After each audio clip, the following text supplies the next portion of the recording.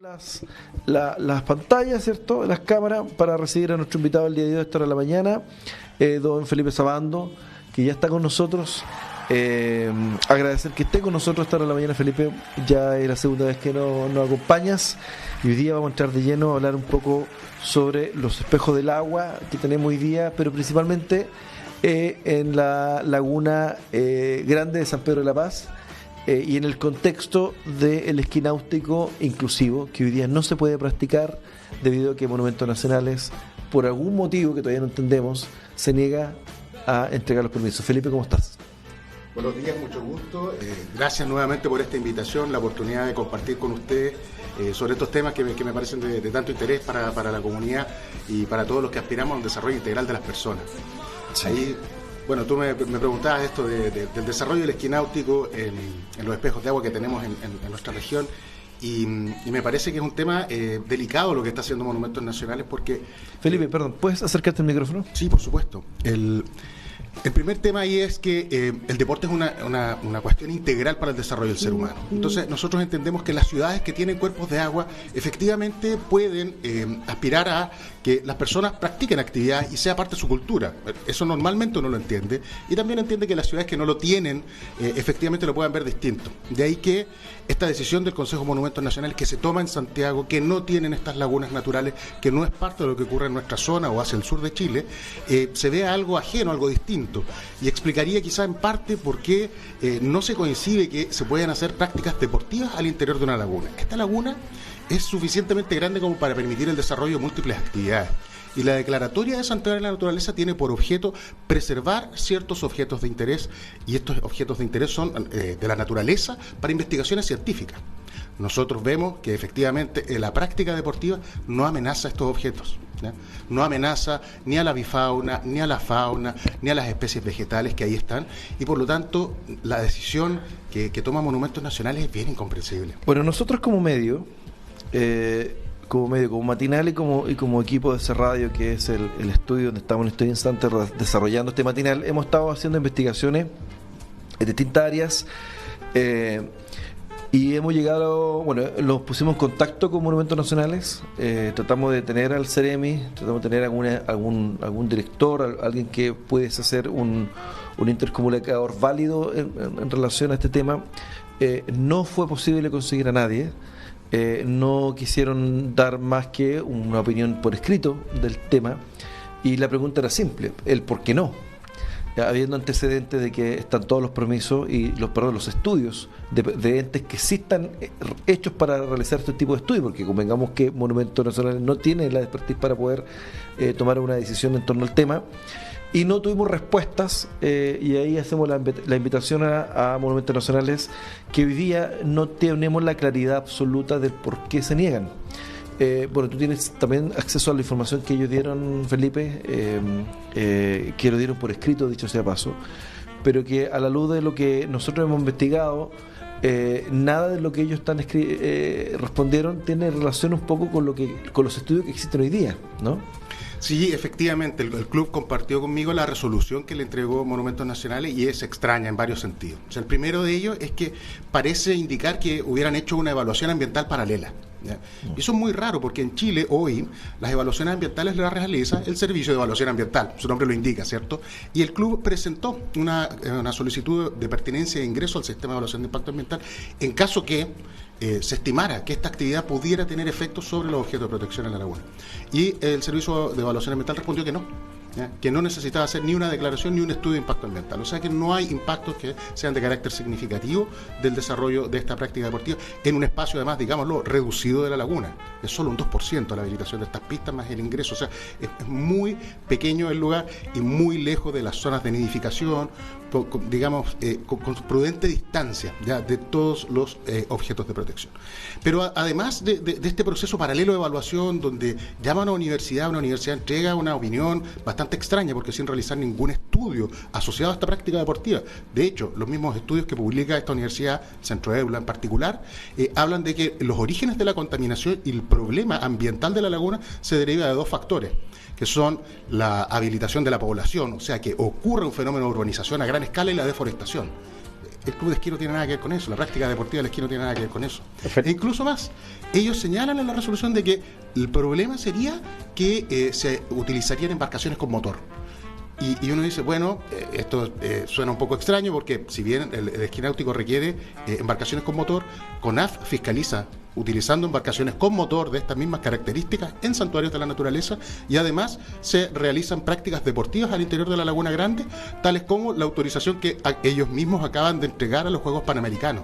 Entonces no se entiende por qué al Club de Esquí Náutico se le dice que no, si con estas mismas razones se realizan otros deportes ahí mismo en la laguna. Perdón, solo un contexto, Yarna, para que se entienda la gente. Cuando Felipe habla del deporte que se viene ahora, los Panamericanos, significa que va a haber una asistencia con una lancha motor para este deporte, y es una lancha común y corriente como la que el Club Náutico tiene. Perdón, Yarna.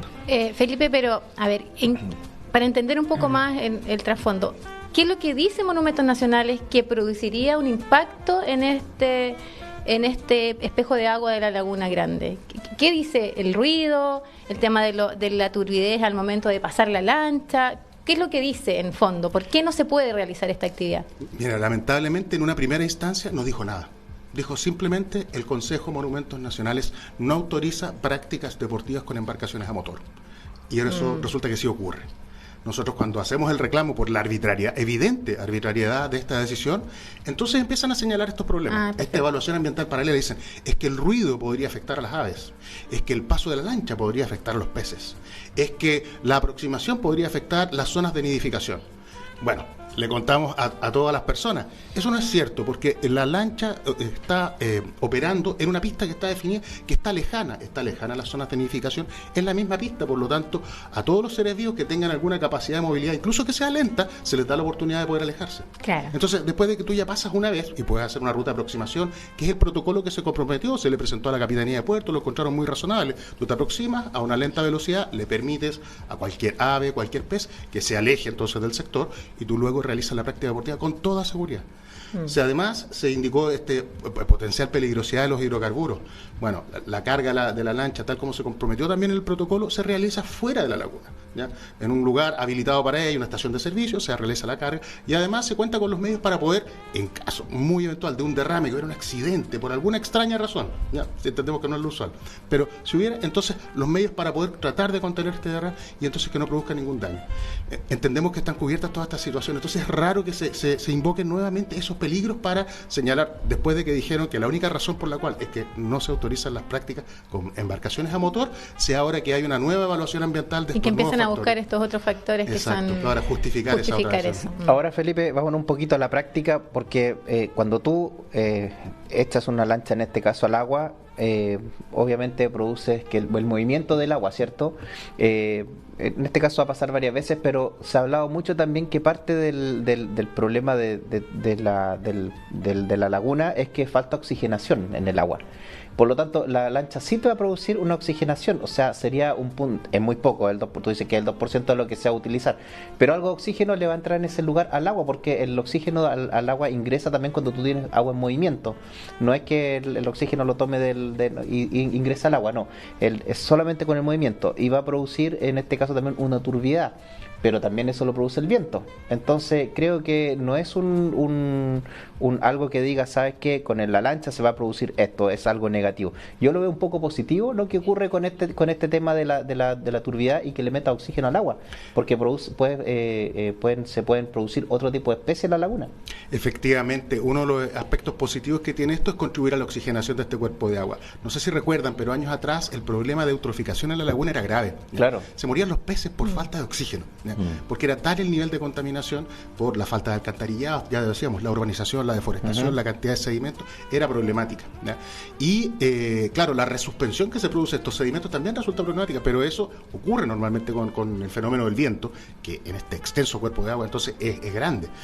Y por otra parte, el fenómeno de otras prácticas deportivas, los bañistas. ¿ya? Levantan mucho sedimento, ¿ya? Eso en comparación a lo que hace la lancha, digamos, es tremendo. La lancha es insignificante al lado Es más de eso superficial, digamos.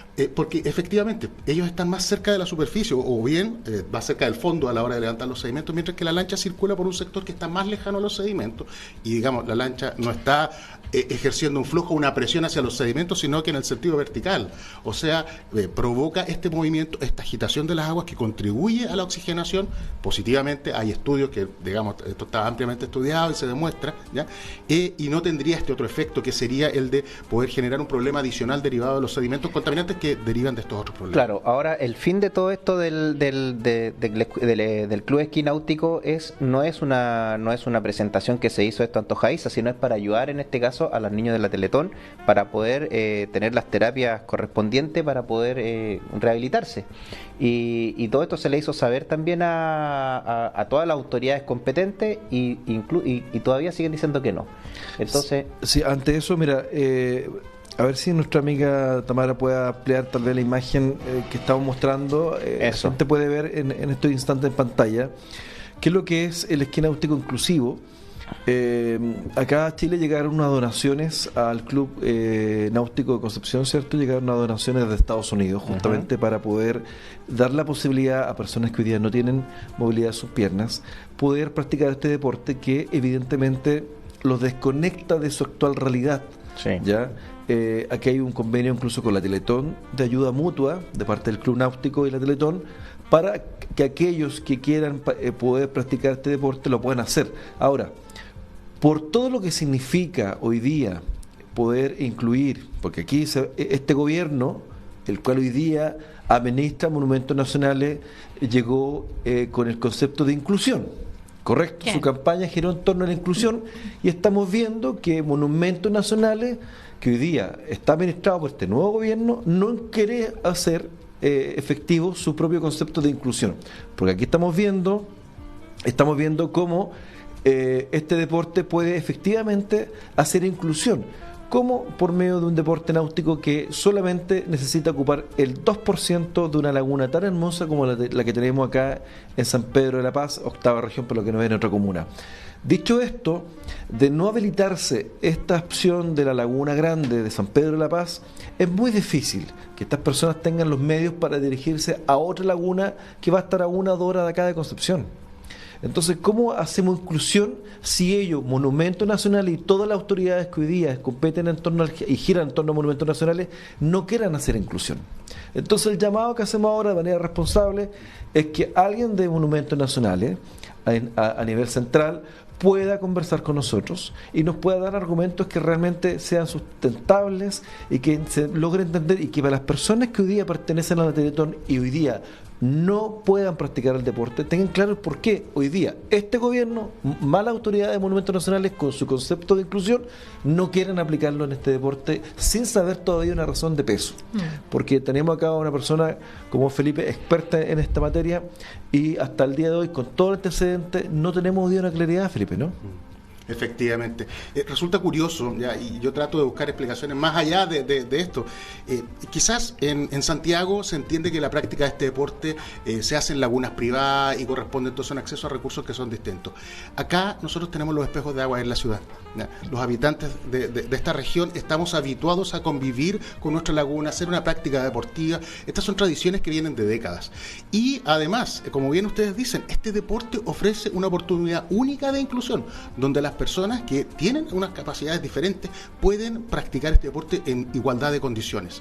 El Estado no financia acceso a deportes que tengan estas características. Vaya usted a una multicancha, vaya a cualquier otra infraestructura deportiva. No están estas condiciones. Y el Estado tampoco nos está ayudando, al contrario, nos pone un tremendo obstáculo, y las lagunas privadas donde se puede practicar este deporte están a 500 kilómetros. Tampoco nos están facilitando los fondos para llegar hasta allá.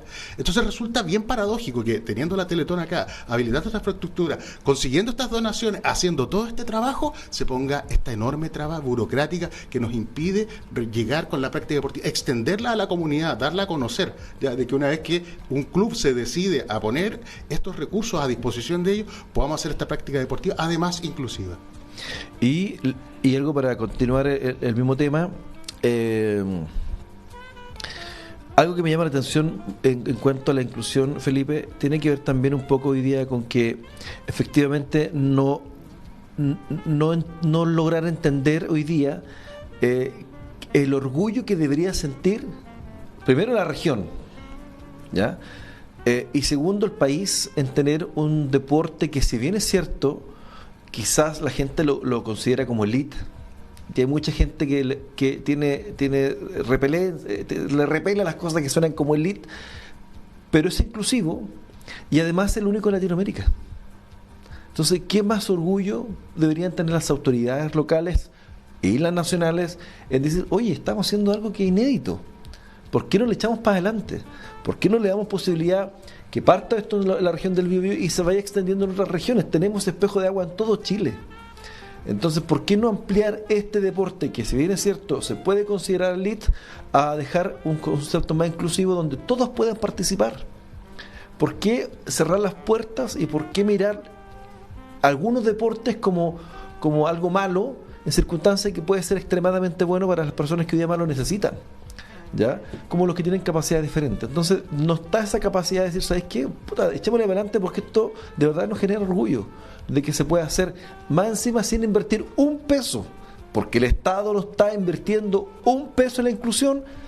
Vuelvo a repetir, y ojalá que esto lo vuelvan a considerar, un Estado que hoy día se posicionó bajo un lema de inclusión. Pero parece que la inclusión funciona para un sector nomás, o para un área muy ideológica, creo, al fin y al cabo. Tratemos de sacarnos eso y hagamos inclusión de verdad. Tratemos de incorporar la inclusión en todas las áreas, que hoy día, lamentablemente, monumentos nacionales y sus autoridades correspondientes no la están practicando. Es un lindo discurso, pero sin práctica. Felipe, se nos fue el bloque, tenemos que dejarte, lamentablemente, pero quiero que mire a la cámara, ¿cierto? Y pueda dar un mensaje hoy día a Monumentos Nacionales directamente a Santiago. Esto se lo vamos a hacer llegar. ¿Te parece? Sí, muchas gracias por la oportunidad de estar acá, y mi mensaje es simple.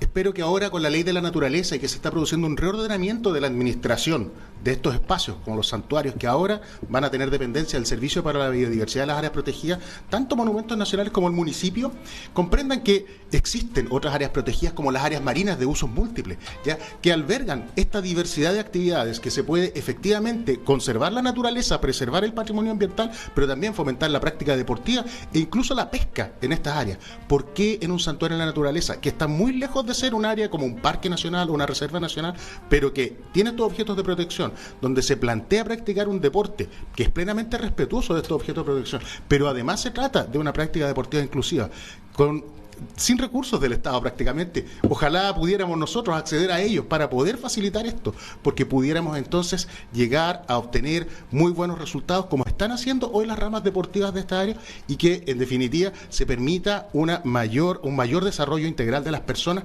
de toda situación, tal como se venía haciendo hasta antes de esta declaratoria de santuario. Muchas gracias. Felipe, gracias a ti por estar con nosotros. Felipe Sabando, ¿cierto? Y representante del esquí náutico de Concepción. Y estábamos tocando un tema tan importante como la inclusión en este deporte, que hoy día se podría practicar, pero no se puede hacer porque no tenemos respuesta absoluta de monumentos nacionales.